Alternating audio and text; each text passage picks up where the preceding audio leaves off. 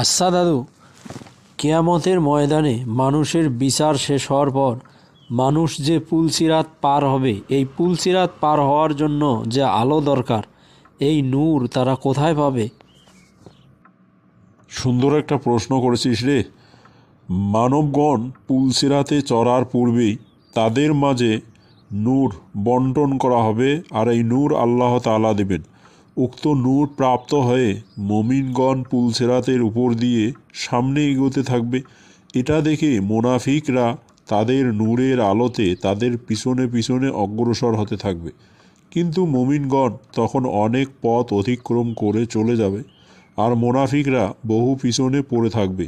তখন মুনাফিকরা মুমিনগণকে আওয়াজ দিয়ে বলবে, হে অগ্রবর্তীগণ, আমাদের জন্য একটু অপেক্ষা করুন, আমরাও আপনাদের কাছে আসছি।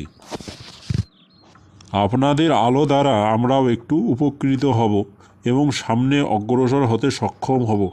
তার উত্তরে মুমিনগণ বলবেন, এখানে যার যার আলো দ্বারা তাকেই পথ চলতে হবে, অন্যের আলোর সাহায্যে এখানে চলার নিয়ম নেই। বরং পিছনে ফিরে যাও, সেখানে নূর বন্টন করা হয়েছিল। অতঃপর মুনাফিকরা নূরের খোঁজে পিছনে যাবে, কিন্তু সেখানে তারা কোনো কিছু পাবে না।